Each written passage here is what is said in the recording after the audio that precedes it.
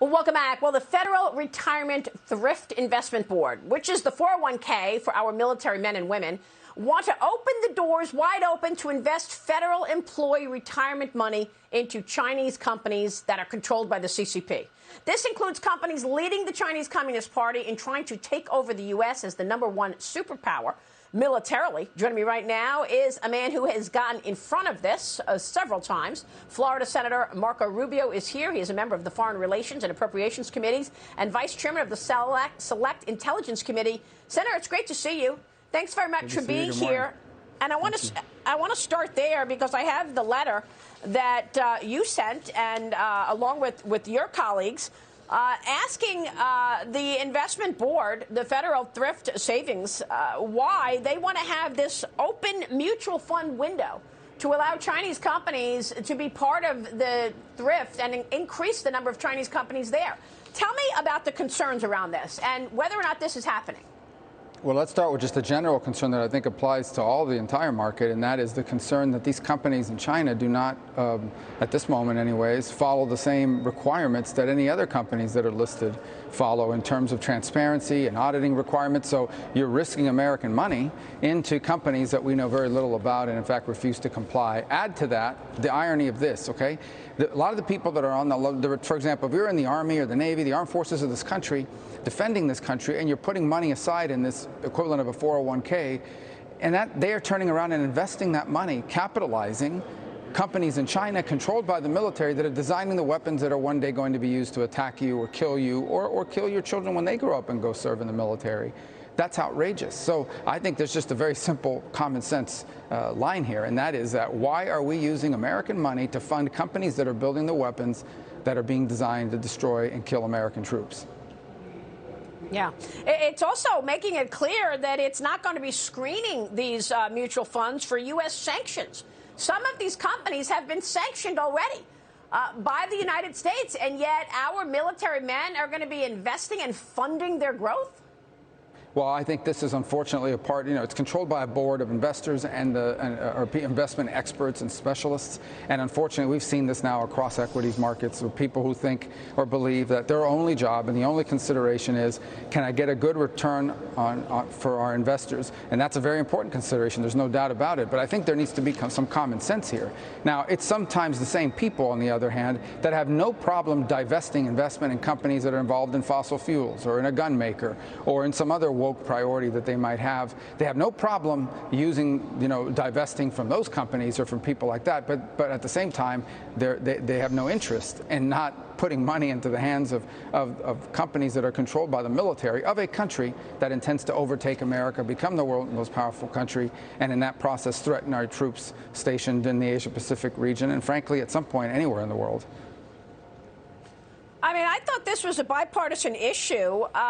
Can Congress do anything to stop this? I mean, you've been pushing to not just ban investments in Chinese companies for our federal employees, but also overall for Americans, particularly because of what you just said, they're not following our audits. Can Congress stop this?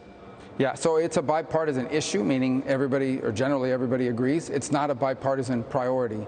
In fact, even in my own party, it's not a priority for everybody. I think a lot of people would agree with a position, but whether they're interested in focusing on it and zoning and really tuning into it and working on a daily basis, there are a lot of reasons why people aren't. Either they don't take the threat seriously, or they're listening to some of these people that come from Wall Street over here and tell us not to mess around with these investments and give you all the runaround as to why we're exaggerating and it's not a big deal. So, yes, it's a bipartisan position, but unfortunately it is not a bipartisan priority. Yeah, you also have a Chinese CCP-controlled company wanting to acquire Forbes, which is interesting. We already have the CCP propaganda on other social media, but now they want to own Forbes magazine. Is CFIUS looking at that? Yeah, I don't know if CFIUS is looking at that. I think it's really interesting. A couple days ago, the news came out. China has been censoring Hollywood for a long time. So that's why you don't see any movies with a Chinese government communist villain in them. And so, but the other day in this new Spider-Man movie, the Chinese demanded that the Statue of Liberty be taken out of one of the final scenes of that movie, and Sony said, no, we won't do it. So they walked away from the ability to have that movie distributed in China. And so it took a Japanese company to do what American companies would not do, and that is refuse to bend the knee to the Chinese Communist Party on censorship. And they should be applauded for it, and I think it puts to shame all these companies in Hollywood that are constantly doing whatever China tells them. Yeah, I saw that, and I was actually also impressed. All right, let me move on to the other issues of the day. Senator, a fence is now going up around the Supreme Court after the protests that you've witnessed breaking out following the Supreme Court draft leak. Justice Alito, the author of the draft, also canceled a public event. From the start, Democrats have been using this draft to campaign for the midterms. What are your thoughts on this leaked draft? And is this another dirty trick? Because the Democrats feel they're going to get slaughtered in November, and they're trying to change voter minds about the Republicans. Well, a couple things. The first is that there's no doubt that Democrats do not want this election to be about immigration. They don't want it to be about crime. They don't want it to be about inflation. They don't want it to be about these things that are impacting real people every single day, because they're doing a terrible job at all three of those. In fact, they're all going to get worse. Inflation is going to continue to get worse. Crime continues to surge around this country. And we're going to have a massive illegal immigration surge again this summer due to Joe Biden's inviting people to come here illegally. They don't want it to be about any of that. My sense is that this leak was a strategically planned one, designed to get ahead of something and to generate exactly what you're seeing, primarily to try to intimidate these justices. And that's what you're seeing now, an effort to intimidate them. You know, there's a website out there now, of my understanding, we were told yesterday, a website that identifies the addresses of the 5 justices that they're targeting, where they live. Here's a map on how to get there, and asking people or encouraging people to go to their homes and try to intimidate them there. So clearly, I mean, this was designed to do that. Not to mention that it's a direct attack, I mean, on an institution. It's funny that what we've learned in the last few days, I think we should have learned this before, is that the only time that Democrats want to defend institutions or consider a Supreme Court ruling the law of the land is when they agree with it and when it furthers their political aims. Any other time, then they feel free not just to criticize the court, but the justices by name, attack them personally. And so that's the world we live in today. And I hope they find who did this, but this person probably not going to hide very long. They're going to get a show on MSNBC, maybe even land some pretty well-paid gigs, a book deal, and they'll be a hero on the far left. So I'm not sure why they're hiding. They should just come forward now and admit it was them.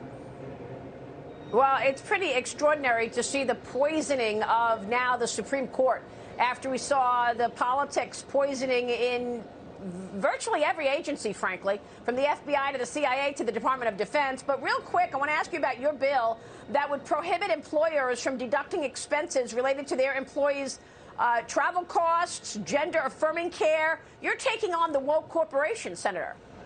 Yeah, I don't believe there should be taxpayer funding for abortion. That's a widespread position in our country, that we shouldn't be using government money to do that. When you tell a company you can deduct the cost of sending someone to get an abortion in another state, you're in essence providing them that assistance through government funding, and we shouldn't be doing it. Senator, it's great to catch up with you. Thanks so much for your insights on all of the above. We'll see you soon, Senator. Thank you, sir.